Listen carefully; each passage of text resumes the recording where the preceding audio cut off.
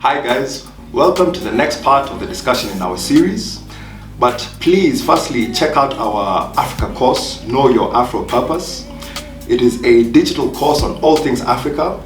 Learn about ancient and modern African history and get to find out your Afro purpose and what you were built for in terms of Africa, as well as finding out about what your hidden talents are. So please check out. Hi guys, Karibu and welcome to the Africa Deep Diving YouTube channel and our discussion program, Africa Rising. We continue with the topic of discussion of the psychology of racism in Black people. And joining me on the couch is our fellow villager, Ejidia Kariuki. Edge, Karibu Sana. Asante, glad to be here today. Glad to have you. And it was a very interesting discussion in terms of East Africa. But before we dive into the topic of the psychology of racism in West Africa and how colonialism and maybe the slave trade impacted the whole makeup and the sociological makeup of West Africa, let's look at the news items of the week. Yeah. And the big news item, there were a few very significant happenings in the news this week, but the big news item I think was the racist Tresemme hair product advert. Yes. Would you like to tell us a little bit more about that? Oh yeah, so apparently there was these ads that went out that were showing damaged hair as black hair and nice flat hair as white hair.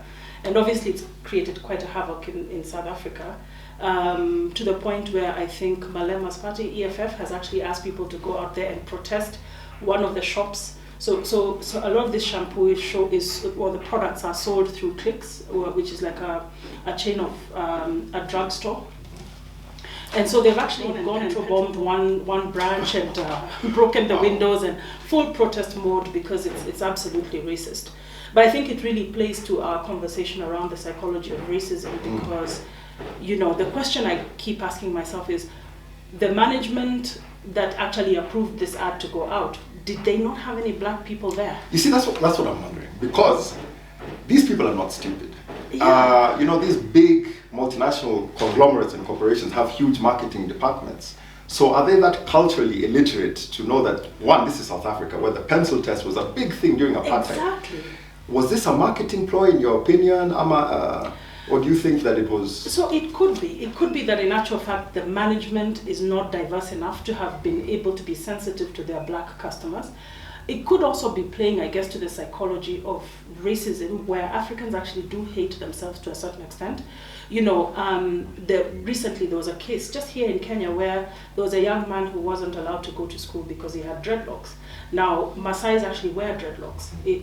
Dreadlocks are an African cultural pattern. I mean, it's not something new, but apparently you can't even go to school with it because it doesn't fit this kind of orderly, this kind of, I guess, westernized feel. Image. So there's a lot of, I think, elements to this that are bringing out the psychology of racism in terms of how we hate ourselves. And perhaps it was just to reinforce that, to send a message to black women that you need to have that flat ironed hair, or you need to wear that Peruvian weave, or you need to wear that straight type hair, and stop actually being black and being proud of what you have. And that hair, by the way, is a very big business. And it's a very big business. This Indian hair kind of thing. Chris Rock did a documentary called Hair. Exactly. There's a lot of money made out of the lack of self-esteem of black women, including things like bleaching their skin and wearing hair that doesn't belong to them. So I think this could actually be part of the conversation. But I think, it raises those questions of is management diverse in its thinking so that it's able to actually address its customer base in the right way. It talks about the whole self-esteem, self-hatred thing about, Africans hating themselves enough to kind of even respond to this ad and go and get that flat hair. And I think it also speaks to the concept of hair. Just another example, I think, is the Texan teenager who was not allowed to go to his graduation because he had dreadlocks. There's something about hair that spells resistance. The Mau movement locally would not shave their hair until they had attained freedom. And so there's something about black hair that is very powerful, that sends a very political message, and is actually quite a strong tool against this kind of racial oppression. So there's a lot of dynamics to this story. And I think kudos to South Africans who refuse to take it sitting down. Exactly. And also, it's very poignant because especially because of the fact that it happened in South Africa. Yeah. With the whole pencil test thing. You know? That happened during apartheid. which was a test to try and gauge what racial profile or background that you fitted in. So if the pencil fell through your hair, then you were white. You were closer white. to white, and then you'd get the special treatment. Yeah, if your hair was kinky enough and it just the pencil stopped, you were your black. hair was strong enough, you were black. Oh, but the other thing that I wanted to mention is, fine, we could say that management was not culturally diverse enough and was maybe ignorant in terms of this kind of racial sensitivity. But we've seen a few examples of these kind of adverts in the last few years. In fact, in the last year alone. Yeah. And my thinking is that this is an advertising tactic. Maybe we could call it shock advertising. It's shock advertising. Because was it Tommy Hilfiger or one of these labels? Correct me if I'm wrong. H&M, yeah. Which was describing a black boy as this little monkey. Yes, exactly. And there was a huge uproar again in South Africa as well. Yeah. So I thank God for South Africans who are refusing to bow down to this kind of narrative. But you're right, it gets more clicks, it gets more likes. People are like, hey, when they walk into Clicks, the first thing they're remembering that week is that the Tresemmane shampoo is sold in this outlet. So I guess it is a marketing gimmick. But I'm glad that the South Africans are going to change that narrative by making it very clear that they're not going to take it. Yeah, and I think it's inexcusable especially because of the fact that South Africa is so racially diverse and culturally diverse. The marketing team or the management team of the marketing guys should be more aware of that.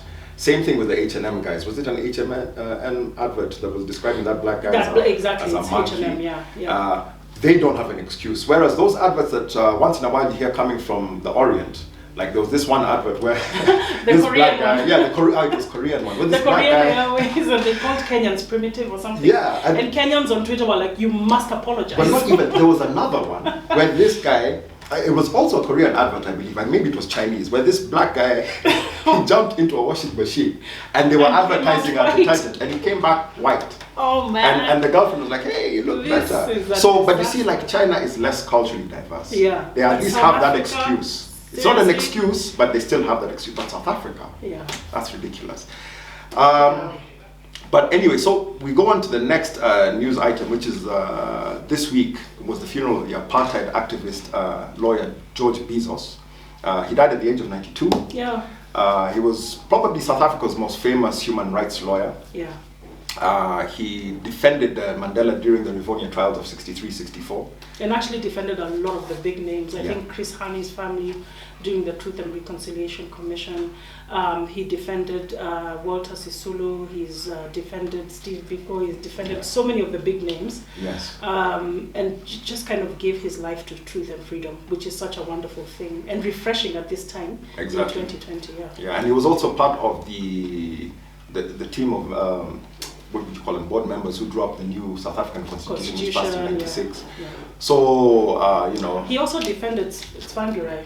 He did actually, He was his case against treason, Yeah, so a very, very prominent and active human rights activist passed on the 9th of September, but his funeral was this week. 2 days ago. And the third news item that we talk about is the Hotel Rwanda star, Paul Rusesabagina, his request for bail was denied. Yep. So I think this is just an update on the story that we followed on last week, or we talked about last week. And brief background, his actions apparently inspired the film Hotel Rwanda because he sheltered 1,000 Tutsis during the '94 genocide, and his request for bail was denied. So that case is ongoing, and we'll update you as we go along. Yeah. Rwanda is not known to respond to international pressure, so I'm interested to see, because I understand there are a lot of international eyes on that case right now. Exactly. So now we move on to West Africa. Yeah. In terms of our topic of the week, which is the psychology of racism in black people. We dealt with East Africa, now we move over to West Africa. Now West Africa is probably the most famous, or in terms of like the whole slavery stroke colonialism, because of the slave trade and the transatlantic slave trade. Yeah. But before we go deeply into the topic of how colonialism affected the kind of socioeconomic structure and the cultural structure of West Africa and how that impacted the psychology of racism, I think it's important to set the stage in terms of what the background was like before say, the scramble for Africa in 1880-45. Yeah. So, Angie, I don't know, maybe you'd like to tell us a bit about what West Africa was like in the years preceding? Yeah. I think West Africa was definitely slightly different from the East African side of Africa, which is, the difference was that there was a very entrenched slave trade that had been there for hundreds of years. And the Portuguese had really started that off. And remember, slavery, I think a lot of us think of slavery and associate that with the white man, but I think capitalism and slavery are very much intertwined, but slavery existed in African cultures as well. Excuse me. And in West Africa, there were a lot of kingdoms. So the way you took over in these kingdoms was actually taking on slaves and the younger generations of those communities to weaken them.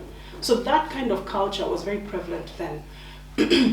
And then with the Portuguese coming in, there was that slave trade as they were themselves discovering the world and going out there and looking for labor to do their commercial bits and pieces. So the interaction with the European and the entrenchment of the slave trade really changed the way in which West Africa was colonized.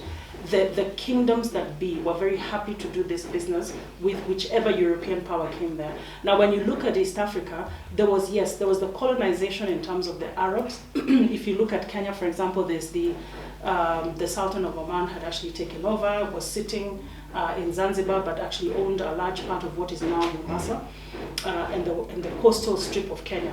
So, and that was different. And yes, there was slave trade, but it was not as into the hinterlands as was in West Africa. It was more coastal based. It was more coastal. There'd also been a very strong push for Islamicization within West Africa. So there was a lot of all the trade that was happening, especially in the northern parts of West Africa, were actually led by the movement of people into becoming Muslims. And so that opened up a whole load of trade links that went all the way into the Middle East. And that brought a different dynamic because, so trading was the mainstay, interacting with foreigners was not a new thing, and the communities had intermingled and taken up some of the technologies, and they were actually formed into what we call kingdoms, which was not, as we discussed, the case in East Africa, which was made up of very autonomous communities. So the three things that I think would have impacted in the way that colonialism happened over time is that entrenchment of the slave trade, the kingdoms that were there, and of course the Islamic push from the north that had been happening already and creating alternatives for Africans in terms of trade. So what happened is that the Portuguese were the first to come in. Slowly the Dutch had also come in and taken over for a number of years. And it was kind of like in waves. So the Portuguese move out, the Dutch come in, and then the Dutch moved out and gave way to the French, and then the French were now giving way to the British. But in terms of what happened and stayed permanent was the French and the British takeover of those areas. The French were very good at kind of military takeover of their regions.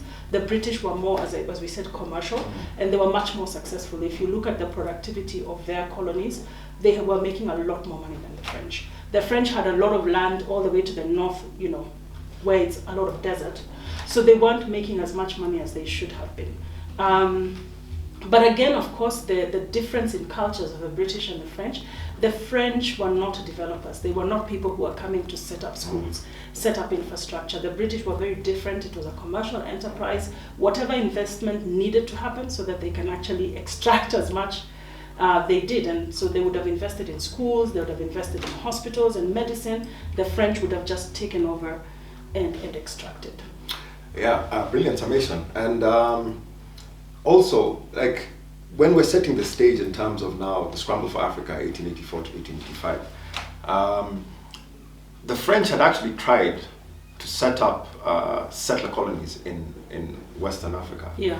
And they had failed miserably. They had something that was called the Colonial Philanthropic Society, which lasted about 4 years.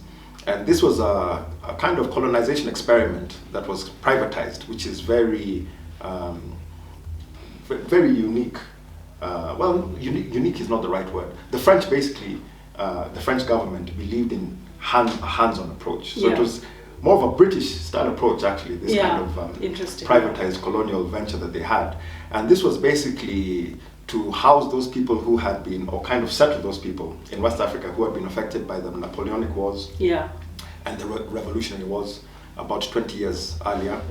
And they also saw it as an opportunity to get rid of those kind of unruly people who came out from those revolutionary wars and those Napoleonic wars. those people that were not really wanted in French society. So it was an exploratory mission between 1814 and 1818 to try and set up an agricultural colony in West Africa in an area called Cape Verde, which is present-day Dakar, Senegal. Yeah. It failed miserably because, one, they were not willing to interact with or even negotiate with the natives, the inhabitants. Two, their agricultural plans were completely impracticable for that kind of climate. And three, they were totally unprepared anyway. And four, disease. Disease always gets them. The tropical climate. The tropical climate was too much. It was too much for them. So in terms of privatized kind of colonial settlement experiment, the French failed miserably. And I think this kind of informed their later expeditions into West Africa, because they saw it more as, okay, this is a government enterprise. Whereas, as you rightly mentioned, the British, it was a commercial enterprise. And it would be interesting, I think in our first part we spoke about how there was a system that was coming out of Europe in order for the Berlin Conference to happen and the scramble of Africa to start. You know, looking at the imperial families of Europe, many of them were interrelated, and this was a system they created. They wanted to come and take over. A lot of the people who came into East Africa to, you know, set up shop were the lords. You know, in Kenya you will hear Lord Delamere, you will hear, you know, all sorts of very, what I call middle class. Lord that. Exactly, Lord that, Baron this.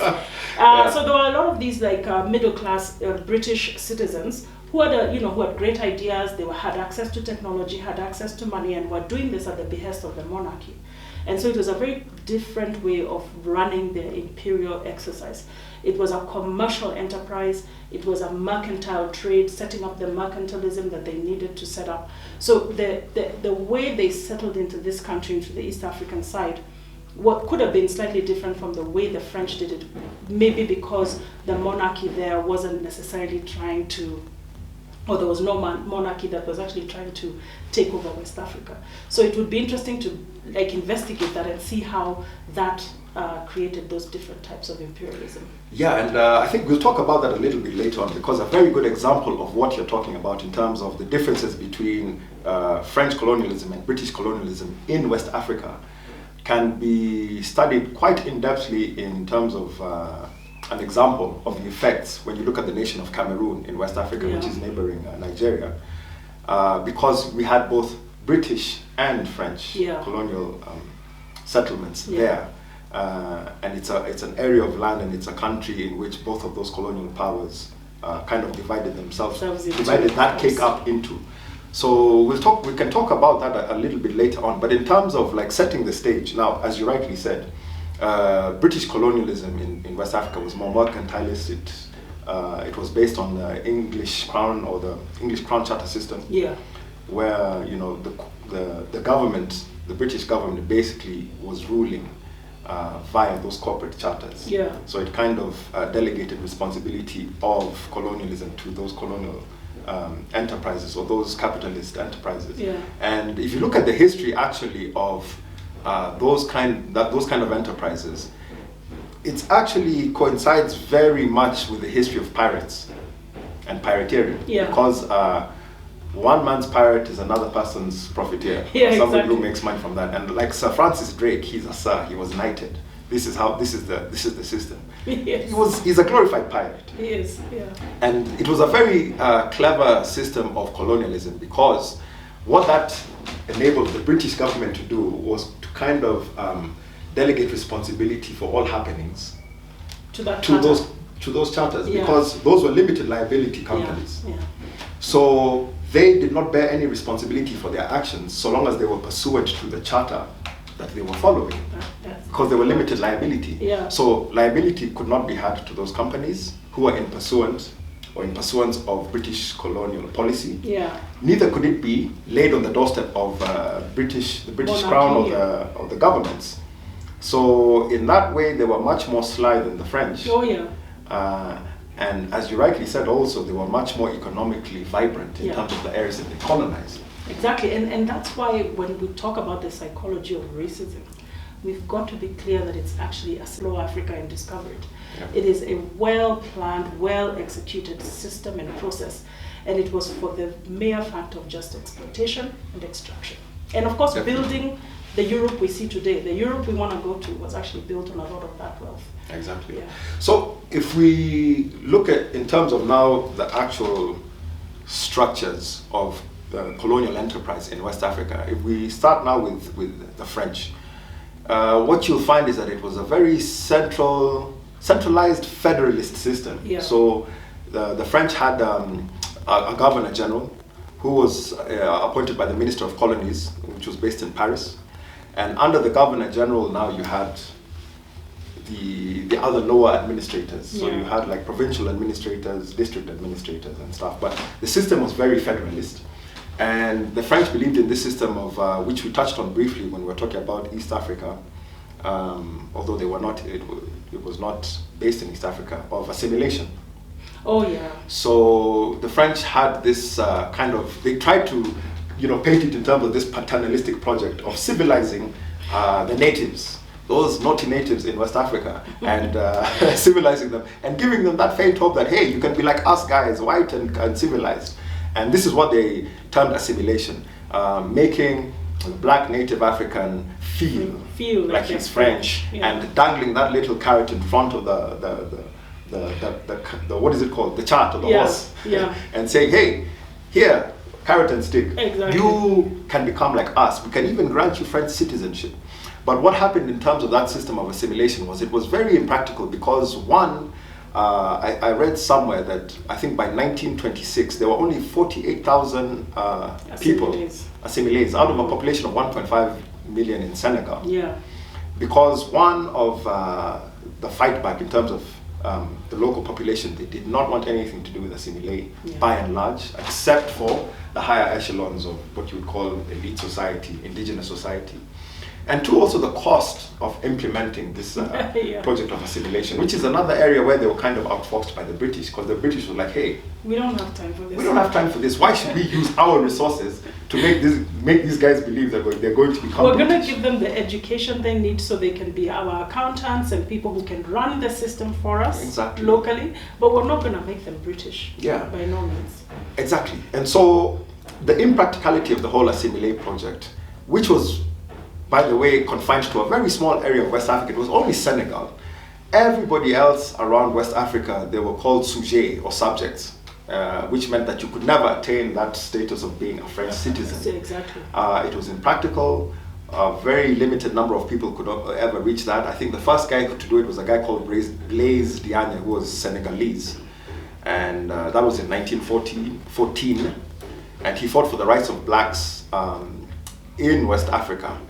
But at the end of the day, to cut a long story short, even he turned because he ended up becoming an agent, a recruitment agent for the First World War for the French imperialist powers. Yeah. So the assimilates were kind of like collaborators, or I guess that middle class that was always created to do the colonial power bidding. Yeah, and be a buffer, kind of. Be a buffer between the people and the colonial power. And it was a Latin thing as well, because I know the Portuguese colonies had a similar thing as well, where the assimilates were usually governors. They usually held the positions of power because they were that buffer between the African people and the colonial government. And it's interesting that it didn't necessarily work.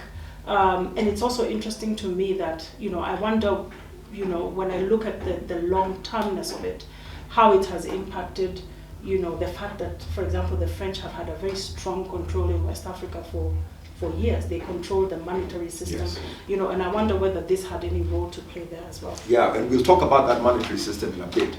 But now if you look at the British style of colonialism in West Africa, it was markedly different. Because as Ed just mentioned, it was indirect, whereas the French system of colonialism was more direct. The British had a similar kind of structure in terms of the structural integrity of the makeup of the colonial setup, administratively. Yes. So they had the Secretary of State for Colonies, I think, who was based in Whitehall in London, and he was in charge of the whole colonial enterprise in the world. All over the world. The big pie. The global companies as we know them now, aren't they all British, by the way? Exactly. So under that, under the Secretary of State for Colonies, you had the Governor General. And under the Governor General, you now had the Chief Administrator or the provincial administrator. So it was a classic hierarchical system of authority. That those imperialist powers really love. Yeah. So under the Chief Administrator, you had the district commissioners, or the provincial commissioners actually. Then under that, you had the district commissioners. Yeah. So under every stage, it was just this layer cake of power structures and hierarchy. And under the district commissioners, now you had the local traditional paramountcy rulers and those traditional states, the chiefs. But I mean, British colonial system is, and we've mentioned this character before last week, was dominated by this guy we know as Lord Lugard, Frederick Lugard. Oh yeah. And his whole policy, I mean, he wrote up a thesis more or less on how to control these naughty black people. And his whole thing was indirect rule. So he had a policy of two policies. It was structured in terms of, he used to call it decentralization, which was using the already existing structure in place, yeah, and continuity, which was because you're using those structures in place, they have a link to the past. And it also enabled them to lay the foundations for what he would call civilizing the black people. So he was like, listen, our role is to advise, not to command, except in areas of taxation, land alienation, and military force.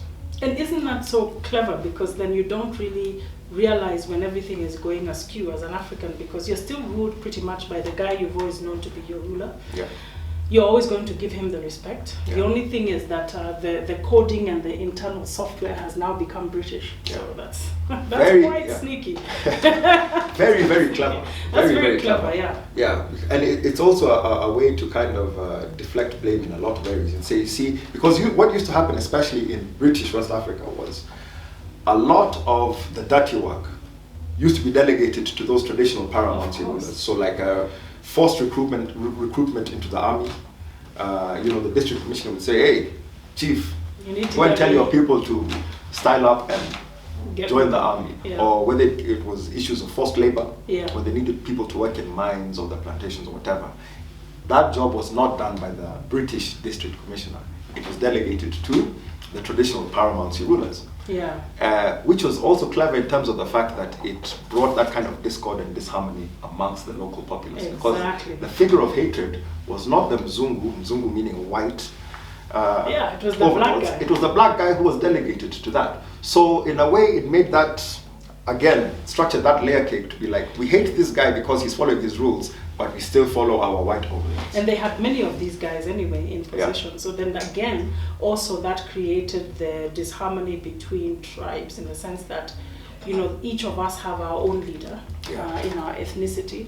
And each leader is getting as much as attention or as many resources as they're able to deliver to the white government. Yeah. And in the end, it's the same leaders who are scrambling for resources who would create and empower that division. Exactly. So interesting. Very interesting. That's where the tribalism, that local African racism then comes from, which is again a scramble for resources. Yeah. And who's actually going to have more power. Yeah, and in terms of to further expound in terms of like the structure of the difference in the structural setup between the French and the British systems of colonialism. The British colonies tended to follow common law, whereas the French colonies followed civil law, which meant that civil law is much more kind of rigid. Yeah. It's because you're following codified judicial legal text. Yeah. Whereas in common law, it is, the judicial opinions of the people who are actually passing the laws count as law, as well as the custom. Yeah. So what you tend to find in French West Africa is that because it was civil law, in civil law societies, you tend to have a much larger public sector. And what comes around with public sectors is more bureaucracy and more corruption. Which doesn't make the British system any better. But so you had the different legal systems. You had direct versus indirect rule as well. So that was another difference. And but it's interesting that these systems, and of course they have their root. I think the French had their own historical trajectory that led all the way to the French Revolution, and that changed who the French were in a way. But I think the systems were created for the same thing. I mean, it's amazing that they achieved the same thing. Yeah. They disenfranchised the local people in West Africa, away from their resources, away from their culture, just what we discussed about East Africa. Yeah. And allowed for the time that colonialism, formalized colonialism, which was about 70 years worth, allowed these powers to actually take up resources and to, not created for exploitation. In as much as they were very different in the way they deployed on the West African coast, they still did the same thing. Definitely. And I know you have an example of, I think, Cameroon. Cameroon, yeah. I want to talk about Cameroon a bit deeper because it is, in many ways, a very good example of this kind of dual system. Yeah. Because it was under British colonial rule in terms of the western side of the country, the northwest and the southwest, which is a much smaller portion of the country, I think 10% of the landmass. And it was also under French colonial rule. So what happened was the British and the French, during the First World War, divided the country along those lines. I think they called it the Picot line or Picot for the French speakers. He said Picot. Picot. Yeah. Yeah. It was called the Picot line because I think Picot was the French foreign minister at the time during World War I. Yeah. So Cameroon was actually a German colony leading up to World War I, up until 1914 or 1916. You guys can correct me in the comment section, but I think it was 1916. And so it became a British/French protectorate. And interesting tidbit about the name Cameroon. It was actually named by the Portuguese who found shrimp on the coast of West Africa. And Cameroon, the French word for shrimp is camarão, which is like prawns or shrimp. Yeah. And this also plays into the psychology of racism because shrimp are the bottom feeders of the ocean. They're the cockroaches in the ocean. Named after and your whole country is named after shrimp. Bottom feeders. And people calling themselves Cameroonians, camarão, which is shrimp. But anyway. And how come they never changed the name back to that? Exactly. I mean, that's the which question always, yeah, just as a quick side note, I'm always very impressed by these countries like Swaziland. It's like we are now calling ourselves Eswatini. Exactly. Yeah, because it is the kingdom of Eswatini. Yeah, because all these names. But anyway, that we're very slightly. But anyway, so Cameroon is a perfect example of this kind of juxtaposition of colonial powers because it was under French and British colonial influence. Yeah. And I was reading a very interesting study, which was Western kind of influenced in terms of the authorship, trying to claim, it must have been a British author, that British colonial influence in Cameroon was much better than French because of the common law system, because of indirect rule, and because of the fact that he was trying to justify it. I think it was a he. We can put the show notes in the bottom when we remember. I'll remind the editor, I'm looking at him. So this guy was trying to argue that British colonialism in Cameroon was much better for Cameroon because in the rural parts they had piped water and there was an increase of wealth. Schools and an increase of wealth. But that wasn't reflected in the urban areas. And if you think about the fact that they introduced this kind of capitalist system, really it should reflect more in the urban areas than in the rural areas. Yeah. And this guy was trying to justify it by saying that because of British indirect rule, and because of their style of kind of colonialism, which is more commercial based, whereas the French were much more direct rule, it benefited Cameroon. But Cameroon today is a complete mess. And these are kind of the fruits of colonialism. Because if you look at Cameroon now, what happened, basically, to cut a long story short, so we can kind of stay on topic, is that Cameroon attained independence. I know you hate this word. We'll call it autonomy in 1960, October 1st. And they adopted a federalist system of government. So what happened was Western Cameroon, the north and south parts, which were under English dominion, they were much more autonomous because it was a federalist system. Yeah. Whereas the rest of Cameroon, 90% landmass of Cameroon was more under the old French colonial system. Yeah. But what happened was that the first Cameroonian president, after they attained autonomy, I think his name was Ahmed Ahijo, somebody will correct me in the comments. He got rid of the federalist system in 1972, and which really impacted the English-speaking region of Cameroon. Yeah. And it became much more of a dictatorship. Cameroon has only had 2 presidents, by the way, since they achieved autonomy in 1960. Ahidjo, who passed away, I think, in 1980, and Paul Biya, who is an ancient relic and is still hanging on to power. And so what happened was the English-speaking side of Cameroon was under total subjugation by the West. And this kind of came to a head in 2016 when the government in Yaoundé passed a law saying that all schools should now teach in French. And this sparked a massive uprising leading to many separatists wanting for the secession of the English-speaking part of Cameroon. Yeah. And they've actually called that part of the country Ambazonia, and they declared Ambazonia an independent state on October 1st, 2017, which was the same date that Cameroon itself attained autonomy from the colonial powers. So we can see like the fruits of this whole colonial enterprise never bears any benefit. You know, people try and say that, oh, British colonialism was much better than the French because it was indirect rule. All it is just slaps by any other name. Exactly. You know, yes. I'll slap you with the left hand and you can be slapped with the right hand. Which slap was better? Yeah, you know. Nonsense. So you're still left disenfranchised. You're still left unable to govern yourself. You're still left unaware and probably not even able to deploy those communal conversations that were there before the Europeans came, because this is a conversation with fellow Africans, by the way. Exactly. Fellow Cameroonians, and I think that name should change, by the way. Cameroon. Now that you tell me it's shrimp, I'm really I'm not happy with that name. But the thing is that, you know, it is a conversation, and those conversations were probably had in the past. But now you've got a system that came and for 70 years taught you something different.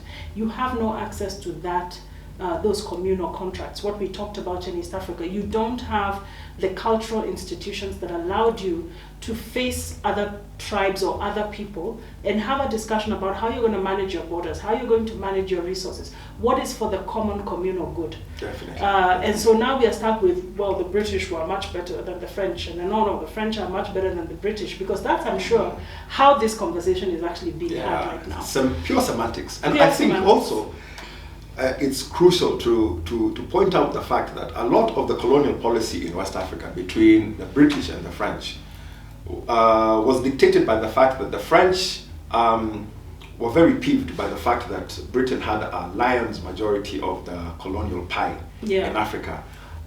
Much of the best and most fertile land, much of the most prosperous land in terms of what was economically viable and prosperous in Africa. So British policy in West Africa was more concessionist. They were like, okay, hey, us guys have got the best piece of that pie. These guys have got the breadcrumbs.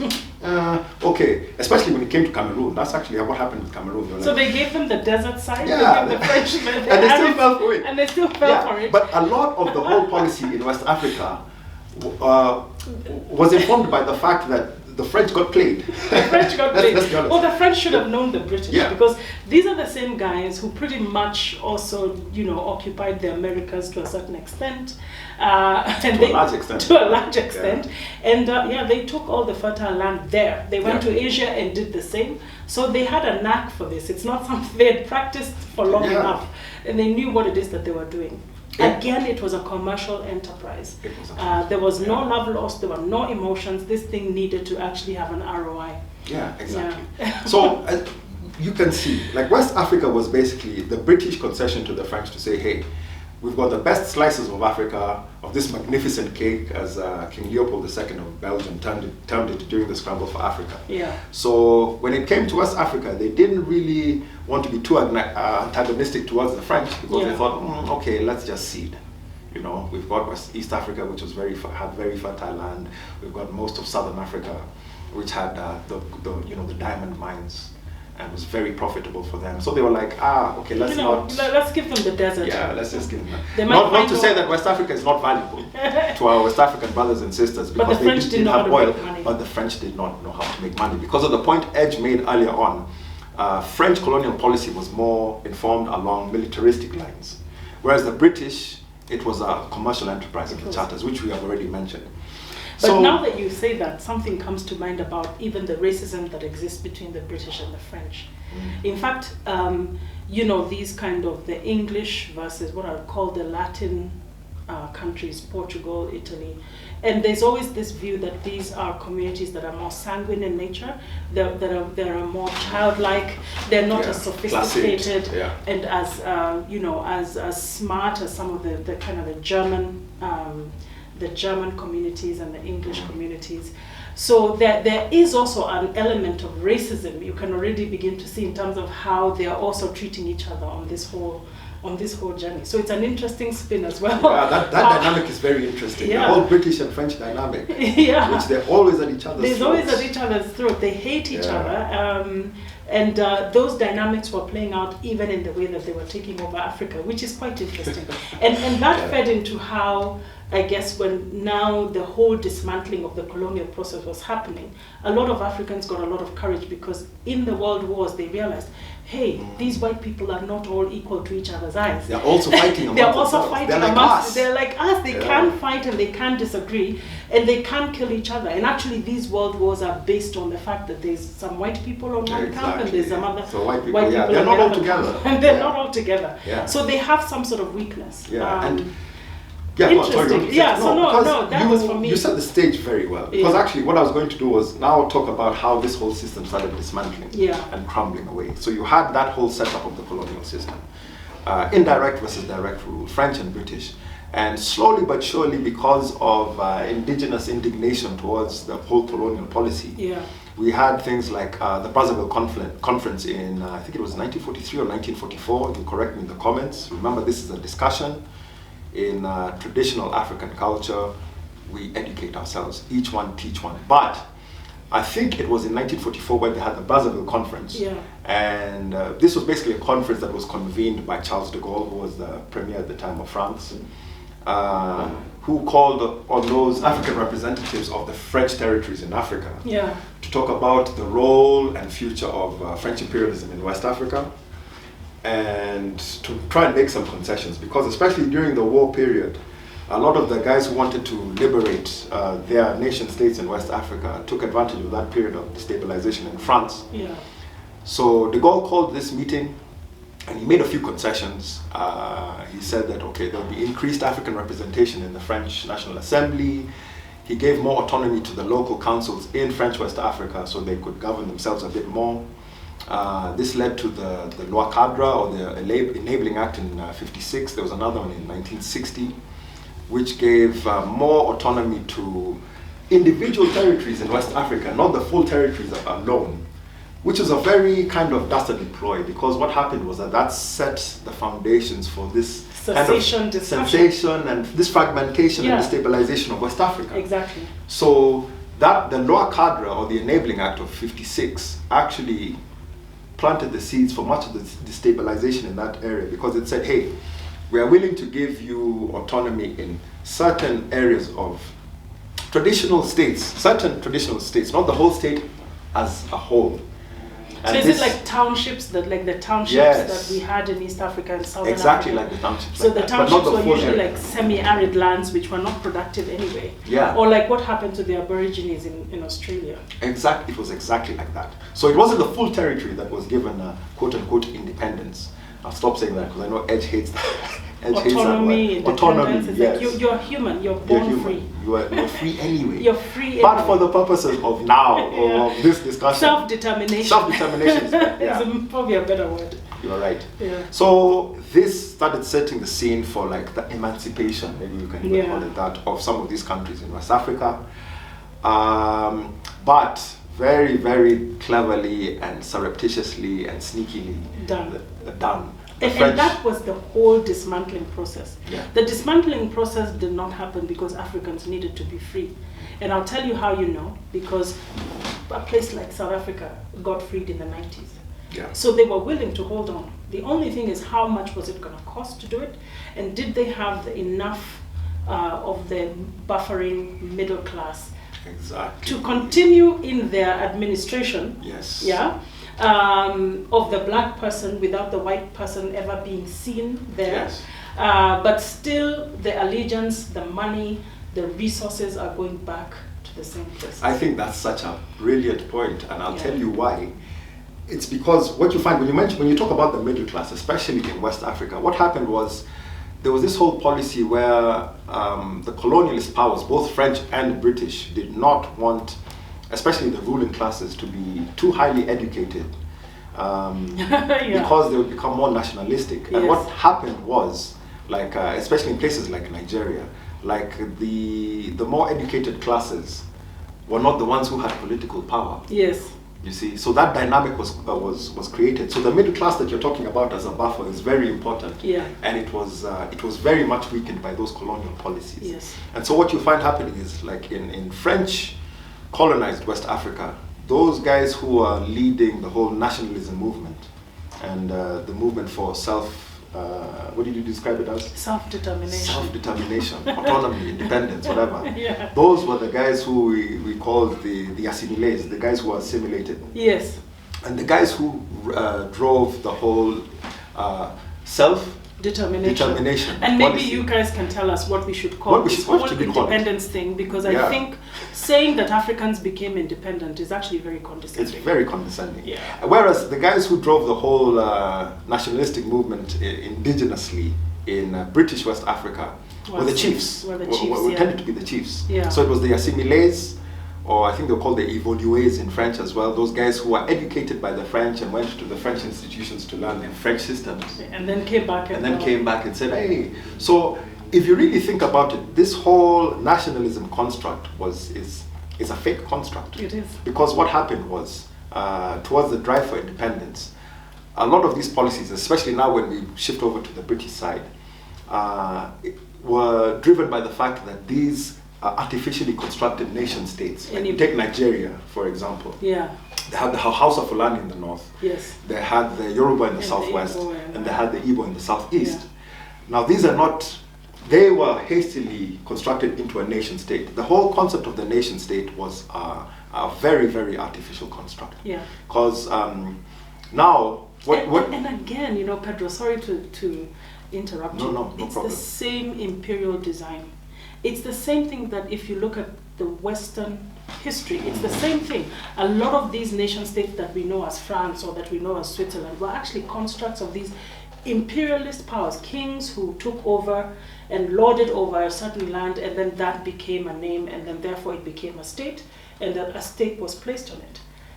So it's the same thing. They're just redesigning it and putting it on the African continent. Yeah. And then, of course, bringing all the overlays, which are the laws on the land, the laws in terms of the enterprise and how these limited liability companies or charters work. Yes. The same concept, just overlaid and to take over the African, in as much as also these monarchies had taken over European communities. So it's the same thing.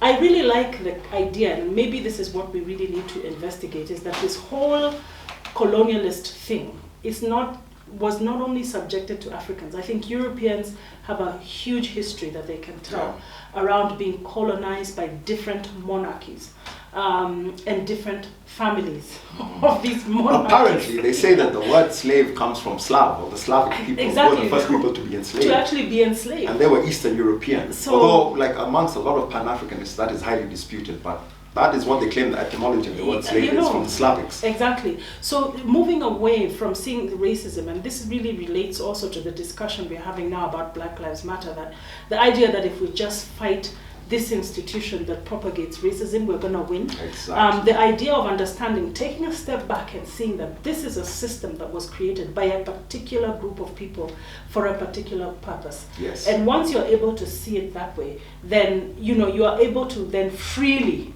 understand that you're not the only person whose life matters. There are other people who've been redesigned over time. And you need to now look at yourself and ask yourself as an African, what part of the stage of redesigning are you?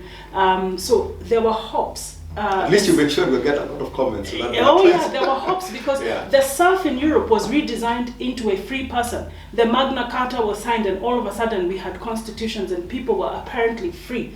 The French were all over the place, fraternité, liberté, and all this shouting that they were free. But they were just being redesigned into capitalist slaves. They were going to be they're going to be restructured into a capitalist system where they are working for money. They're indentured anyway. And we know the system today. We understand capitalism today. Now, the African is the same thing. They were once a slave. They were then redesigned into independent Africans. And that's my question. Why not change the word Cameroon? Yeah. Why don't you change that name? Why don't you change the laws? But the system works, you see. The system works even for the African to drive the exploitation and take up our resources. So these are the realities I think we need to come to terms with before we can then handle this whole question of racism realistically. And effectively. All brilliant points. And just to give an example of that is the nation state of Nigeria. Yeah. Because like what you tend to find with Africa, especially when it came to that whole drive for autonomy, is that because of the way the colonial policy worked, especially now if you take into consideration in talking about Nigeria, the British system of colonialization, is that it was a system whereby social life was structured for the whole purpose of commercializing the society. I got the words out in the end. So what happened was, like, whereas in traditional African society, everything was much more autonomous, and the political influence of these kind of autonomous regions was not structured in the way that these imperialist powers made it. So if you look at Nigeria, for example, you have the House of Fulani in the north. Yeah. You have the Igbo in the southeast and the Yoruba in the southwest. Yeah.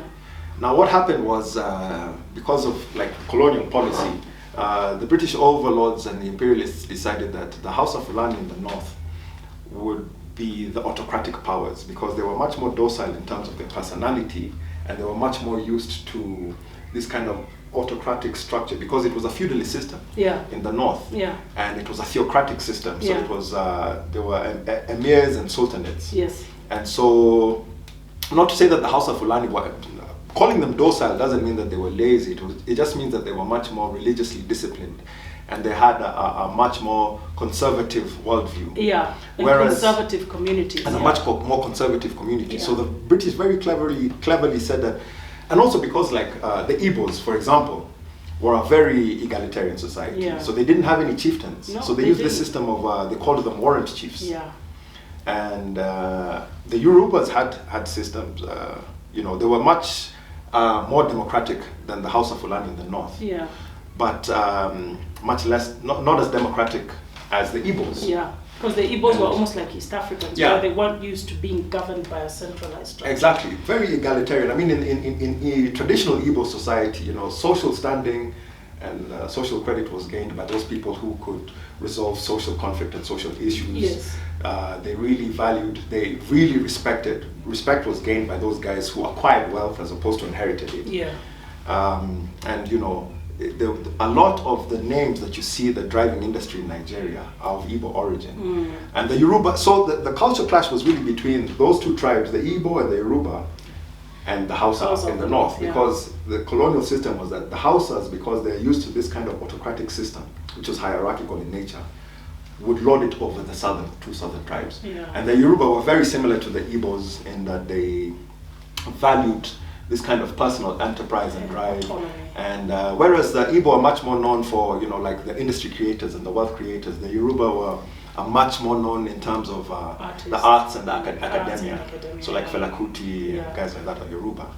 So the British created that system to make sure that the House of Fulani in the north were the ones who would lord it over. So when autonomy was achieved in 1916, it is alleged that when they had those kind of discussions to do with independence between the three main ethnic tribes, there are other tribes in Nigeria, that the northern region were very scared that they would lose political influence. So they said, let us keep the colonial structure but go for independence. And the other two main tribes, like the Yoruba and the Igbo, were like, hey, independence is better than nothing. Yeah. So let's go for it. So that kept in structure the kind of the influence that the North had. So like, because after autonomy was achieved, a lot of the political parties in Nigeria went along ethnic lines. So ethnic nationalism was basically prevalent. And so the northern region of Nigeria, also because of the way it was structured, in terms of elections, they would always win because it was the largest province. Yeah. And this was basically what led up to the Biafran Wars. Yeah. So you can see how these colonial policies just destabilized in They Cameroon, created in Nigeria. identities, yeah. They created kind of these rigid identities of who we need to be acting out at any time. And it's amazing what you've talked about. It's better than autonomy than anything else. Yeah. Isn't that the compromise many African countries made? You know, and I think when we get to South Africa, there's a deep conversation amongst Black South Africans about how the whole Mandela ANC negotiated this whole freedom. And Africans are still there asking for their land. They don't see themselves having the land that they thought autonomy would bring. So very interesting. Yeah, so, you know, to kind of put a bow on this whole discussion, you can see, you know, the whole concept of the nation state really created artificial boundaries, you know, which are primarily and were firstly drawn up during the scramble for Africa and by piecemeal later on. And these nations were built for corporate purposes. These nations were corporate state enterprises designed to make sure that society was manufactured in a way that was beneficial to the maximization of profit. And they are not natural. So this is why a lot of Pan-Africanist thinkers view this whole concept of nationalism, Nigeria, Kenya, Ethiopia, as nonsense.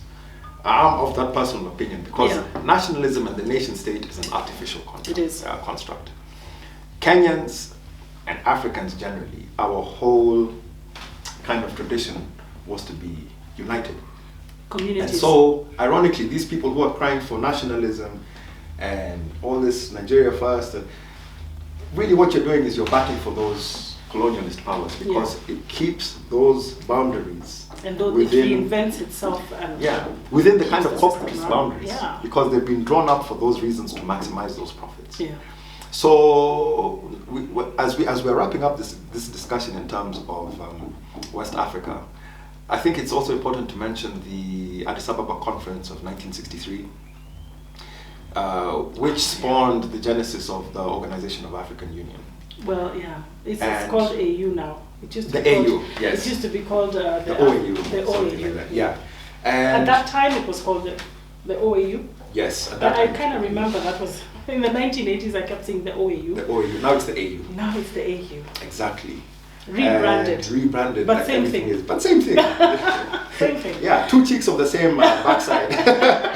You know.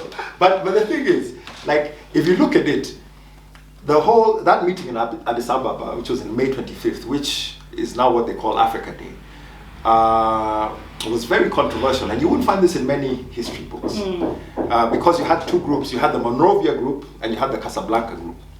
Now, the Monrovia group were those Pan-Africanists, Kwame Nkrumah, Sekou Toure, these kind of guys, Modibo Keita, so like the presidents of Ghana, Guinea, and Mali, together with President Nasser of Egypt and Morocco, Algeria, and there was one other Arab state.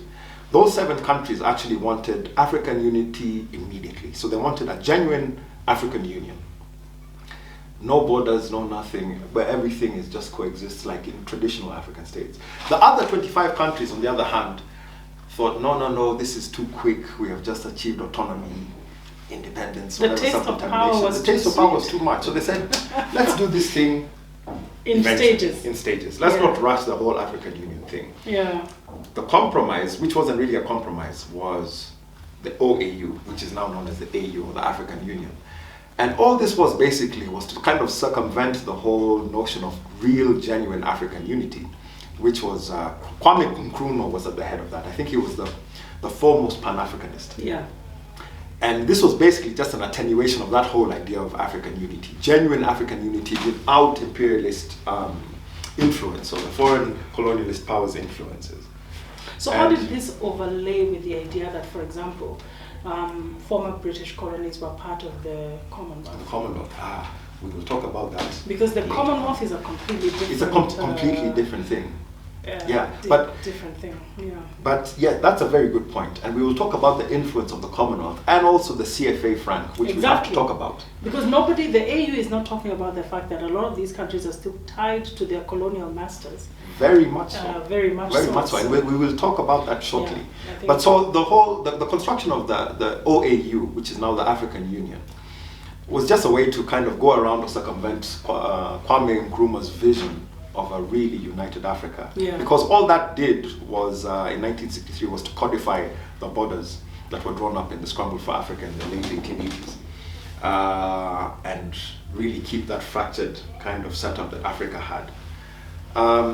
So when we really had that opportunity to achieve true African Pan-Africanism and unity, it was taken away from us by those other 25 countries, and we have kept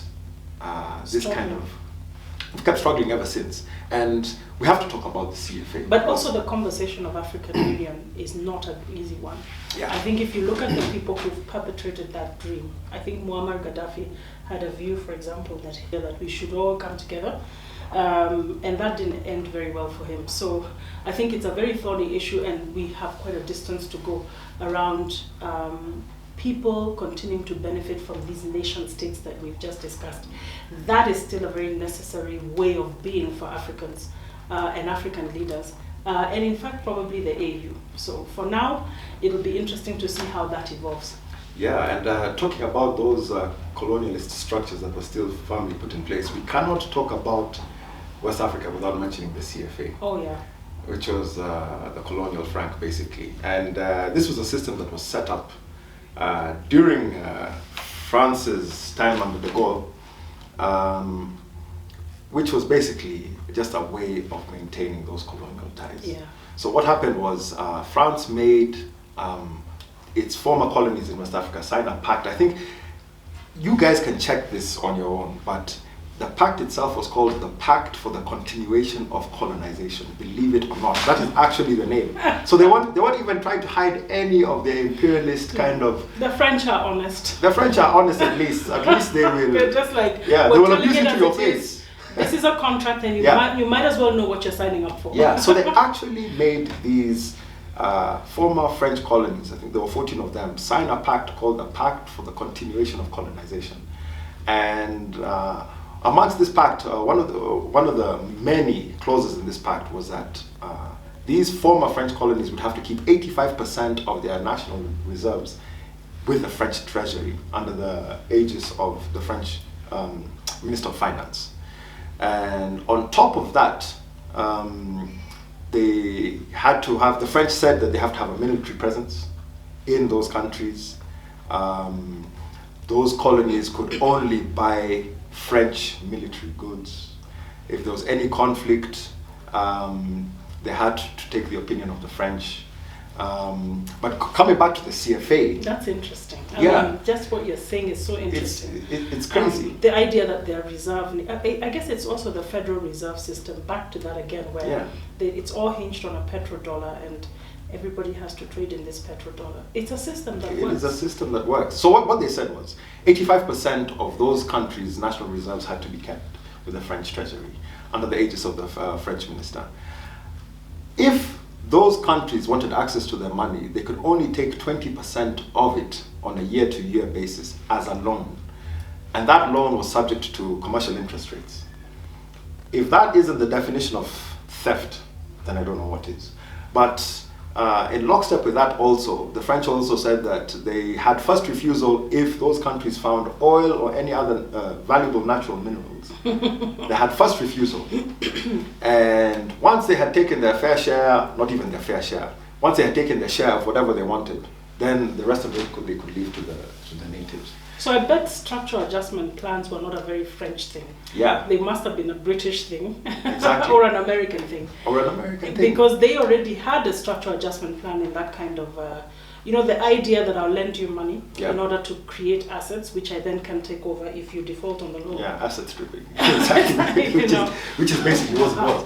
But now talking about the CFA. It is a system. Yeah. But talking about the CFA, so the CFA, you have the West African CFA, which is 8 countries, and the Central African CFA, which is 6 countries. So it's a total of 14 countries. And it was a system set up by the French post-independence. And it was pegged to the French franc. Yeah. So 100 CFAs equals 1 French franc. The irony is that the French franc was abolished, 20 years ago when the French joined the EU, but they still have the colonial franc. So this is basically an outpost of French colonialism. You know, it's just basically the continuation of French colonialist policy in West Africa. And so the CFA is pegged to the euro. And they really emphasize monetary stability over economic growth. And because it is pegged to the euro, actual economic planning in those countries is almost impossible. Because you can't really have much. You don't have a say. You have no control. Yeah, and going back to the depositing of those their national reserves in the French treasury, what the French usually do or tend to do is put that money in the French stock market. And trade it. And trade it. So I read somewhere, I think I watched it in a video, I have to get the name of the lady so I gave her due credit and we'll put the link in the description. What they do is they put that money, so say $14 billion is placed in the French stock market. They usually make about $300 billion profit. So that is profit, what is that? About 2,000% profit. 2,000% profit. And then when refugees from these countries go to France, they're not allowed in. Yeah. So the whole system of the CFA franc is outright economic theft. Yeah. There's no other way to put it. But you know, in 2019, the president of Ivory Coast and Macron, so Alassane Ouattara and Macron came up with this concession to say that, oh, we are restructuring the whole system of the CFA franc, and they wanted to call it the ECO, which is exactly what ECOWAS wanted to call their unitary currency. They wanted to call that the ECO. So a lot of critics have said that this was basically just a way to usurp the momentum of ECOWAS and their whole ploy, or their aim to unify West Africa under one currency. Yeah. So Macron said that he'll make some concessions. He wanted to make just like cosmetic concessions to keep the natives calm, but there were no real concessions of any note made, because what he was saying was, okay, I should mention also that the requirement of 85% of the national reserves of those former French countries went down to 50% over time. So this whole kind of reformist agenda to say that, oh, we'll rename it the ECO and we'll get rid of a lot of those colonial ties, what they said was, we'll get rid of the requirement to place those your national reserves with the French treasury, and we'll also get rid of the need to have French representatives on the board of these central banks of West African states. Wow. Yeah, but there was no real concession there, because the franc would still be pegged to the euro. They would still, the French would still have a right of refusal in terms of who gets appointed to those central banks of West African states. Monetary policy would still be very artificial because it's pegged to the euro. To the euro. So what that means is you have a lot of capital flight, because the currency is artificially placed. Because when you have stability in terms of the currency, and it doesn't fluctuate much, it's at the expense of actually expanding the local economies. Exactly.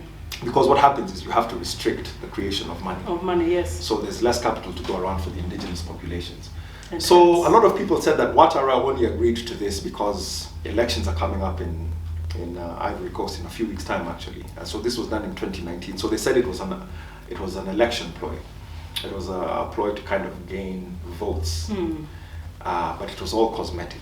So the CFA franc is one of the biggest outliers in terms of the continuation of French colonial policy. So wow.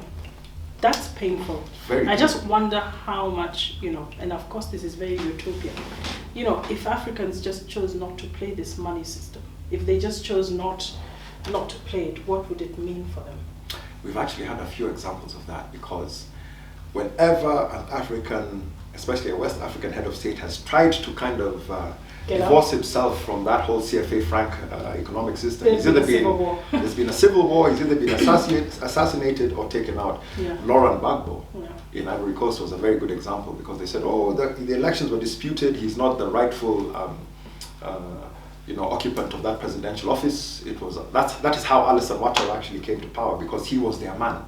And I should also mention that Ouattara is a former IMF official and a former chairman of the Central Bank of West African States. So he is their man in power. But to answer your question, I also read somewhere, watching on a YouTube video, that 22 heads of state in West Africa have been gotten rid of because they tried to go against French policy. And like who got rid of them? Most likely other Africans. Most likely other Africans. Yeah. So, okay, to wrap this whole thing up, Yeah. we can see how the colonial systems affected our brothers and sisters in West Africa. Yeah.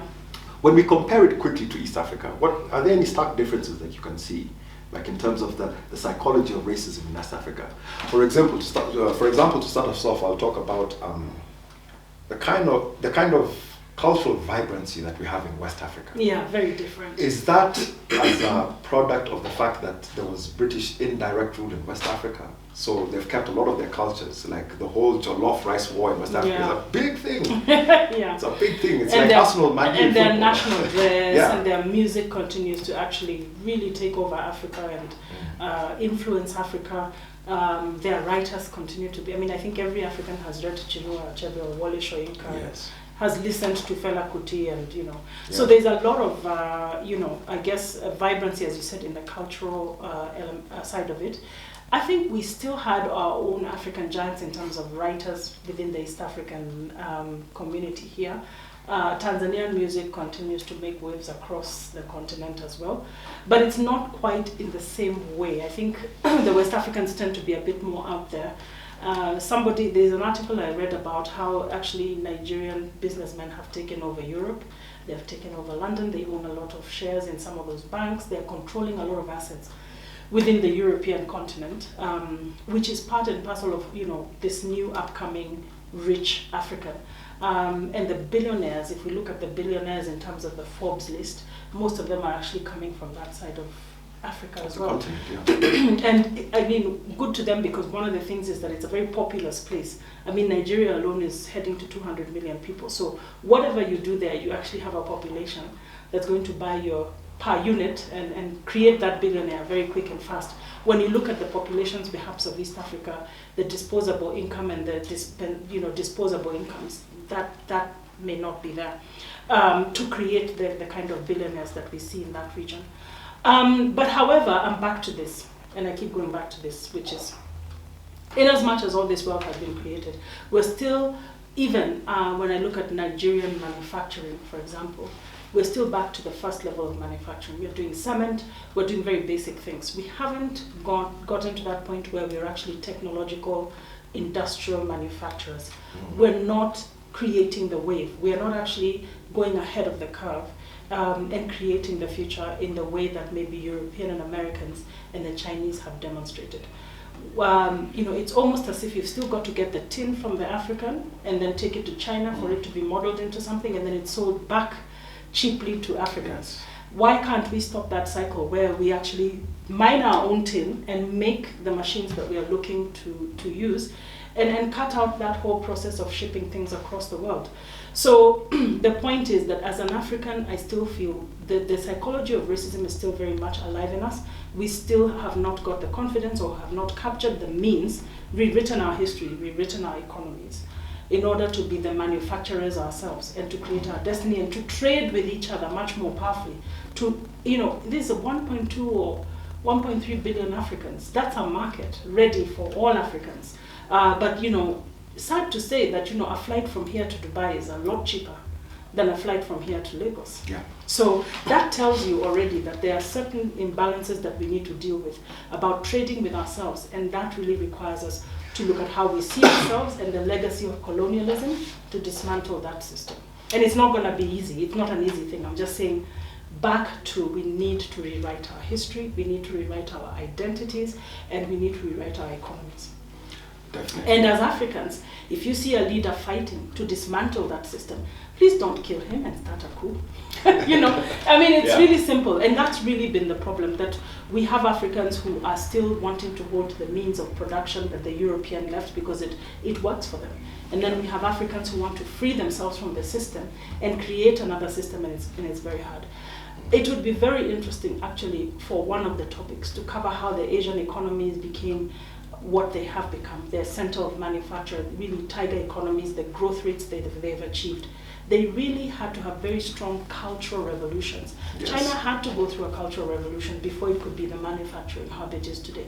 And Singapore, Malaysia, Indonesia, all these countries, they've had to reformulate themselves, re-engineer themselves differently in from order scratch. from scratch. Japan, having held on to their very, very strong culture, they have never given that up, re-engineered themselves after the Second World War and created a very strong economy thereafter, despite the fact that they weren't allowed to keep an army and protect themselves. Yes. So look, it is possible for us as Africans to do it, but we need to be more intent on it. Today, the study of culture is actually quite disrespected in Africa. People want you to be a lawyer. They want you to be an engineer. And what are you engineering? Because we are still having to import a lot of these things from other countries. So back to what are we really using this education for? And how do we re-engineer ourselves are pertinent questions. All brilliant points. Just to wrap up, the only point I'll make in terms of the psychology of racism, in terms of like the regional comparisons, is that in Kenya, a few years ago, we had this whole drive for a national dress. Oh my. Which is a big thing, which collapsed miserably. And for me, that kind of just symbolized the fact that our whole cultural identity has been attenuated to such a strong sense, or to such a strong degree, to the point where we don't even have a national dress. We don't have a national dress. Yes. We take, people don't know that many of us grew up taking something called 4 o'clock tea. Yeah, which is a British... Which had bread and butter and tea. Yes. Which is a very British tradition. It's a very British thing. Whereas if you look at West Africa, they have very strong sense of national dress, national food. They're, like you mentioned, culturally they're very strong in terms of their writers, their singers, their actors. Nollywood is very big. Yeah. And then now if you look at a country like Congo as well. And just to mention, I've been to Lagos, and I remember the gentleman who was taking me around in Lagos showed me the National Theatre in Lagos. And I just laughed, and he was like, it's a bit too small, isn't it? And I said, no, when you come to my country, you see that toilet right next to the National Theatre? That's actually the size of the Kenya National Theatre. Wow. I mean, their National Theatre is the size of a stadium. Yeah. It's really huge, and they've actually invested in the arts and done a very good job of it. Yeah, so the only reason I mentioned that point was like, maybe that can be kind of a social indicator in terms of British direct rule in East Africa and British indirect rule in West Africa. Yeah. Whereas we really don't have much. We still have our cultural traditions and norms in terms of tribally. Yeah. But in terms of on the national scale, we don't what is our national food? Okay, we have our staple foods. Yeah. But staple foods are different from national foods. We don't But Pedro, good point. But remember who East Africans are. They're very autonomous. That's very true. If I was a Kikuyu eating my traditional food, wearing my traditional dress, I never imposed it on anybody else. Everybody else ate what they ate, they wore what they wore, they did what they did. Yes. And I think that's a very different place to be. Maybe we shouldn't have been looking for a national dress. We should have asked all the 42 different ethnicities in Kenya to come forward in all their glory with what they wear and what they eat and celebrate. I remember there was something that I think one of the restaurants locally used to do, which is they would have a theme night by tribe, and there would only be food that is cooked in that ethnicity, and other tribes would have to come and partake. The instruments are from that particular ethnicity. So maybe that is why people didn't really come forward, because how am I supposed to wear a Maasai outfit when I'm a Kikuyu? How should I expect a Kikuyu to wear a Maasai to wear a Kikuyu outfit? We should all come out in our glory, and there's a lot of glory. So what you're saying is basically maybe we should embrace our differences. We should embrace our differences. Which is how it was in the beginning. Exactly, and that's how we could have those conversations. I had a conversation with you as another person from another ethnicity with confidence, because I was rooted in my culture. I was supported by those structures of my culture. I had an identity. I wasn't actually trying to find myself.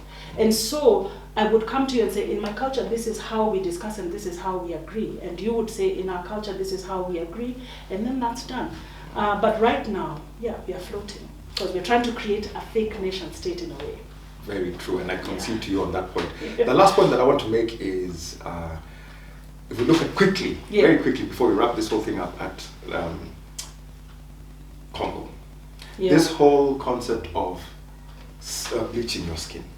Now, it's not just the Congolese, but it's more prevalent in terms of like it's unisex in Congo. You see men and women bleaching their skin. Doesn't now that West also play a Africa as role well. in the psychology of racism? This kind of belief that lighter skin is better, lighter is brighter. Yeah. And we also see that in East Africa, by the way. So It I'm not is just there. picking. The reason I mentioned Congo is because I haven't honestly seen it more prevalent in terms of a specific society than the Congolese. The Congolese will do it for both men and women. And in West Africa, generally. And in West you see Africa it as a well. lot. Yeah. So is that maybe one of the outliers or one of the I think it's also kind just of the products image of of colonialism? beauty. Yeah. You know, Just the image of beauty generally. yeah, what in is, the world? how do you define beauty? Yeah. And it's interesting that there, for example, in West Africa, you have the tradition of marking, even here in East Africa, amongst the Dinka and Nuer, we have the idea of marking our skin as a form of beauty. Yeah. So I guess also, what is the idea we have now, after colonialism, about what light skin stands for? I'll tell you one thing for sure. I'm not necessarily a very light woman. I remember once I went to film something, and the guy who was setting up the camera said, yeah, we need more light. And I was like, okay, you know. And we were just laughing, and he tells me, yeah, the reason why the media, when it advertises for jobs for news anchors, looks for light women is because the camera loves light women. And I remember telling him, well, these cameras need to change and start loving African women and their dark skin. Because the problem is the camera, it's not the dark skin. But there is an element of beauty is lighter. You're more Muzungu. Again, back to the whole Tresemene protests in South Africa. We come with full the circle. flat, full circle. Yeah. You know, long straight hair and lighter skin. And when you go to Instagram today, you go to all the African women posting. They're all trying to kind of mimic this. There are very few women, other than the Sudanese, the South Sudanese, who still remain very proud of their dark skin. Very, and it's beautiful. And it's beautiful. Very it's beautiful to look at. Edge, awesome discussion on the psychology of racism in West Africa. I hope the audience has been enlightened to some degree on the topics that we have talked about. Yeah. Remember, we will keep emphasizing this point. Each one, teach one. So if you disagree with us on any points, if you have any extra information that might inform us further on the topic, please comment below. Tell us what else you would like us to talk about. Maybe we forgot to mention something in terms of the whole West African project in terms of colonialism. So please, feel free to comment, and we take all criticism and all praise in equal measure. So please go ahead. So just to wrap up the program, we'll do our regular feature, which will be a regular feature from now on, called This Week in History. Looking at significant events that happened this week in history in the past. So September 15th, 1830 was the first National Negro Convention. That began in Philadelphia in 1830. Wow. In September 16th, 1848, slavery was abolished in all French territories. Ironic. Not really. Not really. And who writes this history? Sound bites. And on September 18th, 1850, the US Congress passed the Fugitive Slave Law as part of the Compromise of 1850, which basically meant that slaves, even if they had escaped to free territories, were returned to their masters. Wow. Our book of the week this week is No Longer at Ease by Chinua Achebe, which is very topical and very relevant to our topic, because it talks about a young man called Obi Okonkwo, who went to study in the UK, and he came back to work in the Nigerian colonial civil service. And he was very conflicted because he wanted to keep his Nigerian traditions, but he also wanted to embrace the Western, the new Western lifestyle. The novel was published in 1860, and it just talks about that kind of culture clash when, just at the advent of autonomy, I was going to say independence, self-determination. And the book basically starts with him being on trial for taking a bribe, and he had resisted this for a very long time, but he succumbed. That's the word. He succumbed to taking a bribe.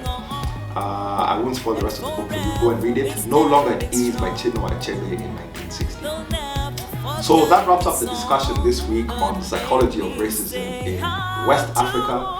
Remember to have a look at our Afro Purpose course. The details will be in the description below. Check out our platforms on social media, on Twitter, on Instagram, and on Facebook. Look for Rustic Talent Agency or rustictalent.com or at Rustic Talent. And next week we will deal with South Africa, which will be very, very interesting. Make sure you tune in for that. Thank you so much for keeping us company. And we look forward to seeing you next time. Yeah, it's been great. I love going to the village. It's wonderful. So villagers, join us next time.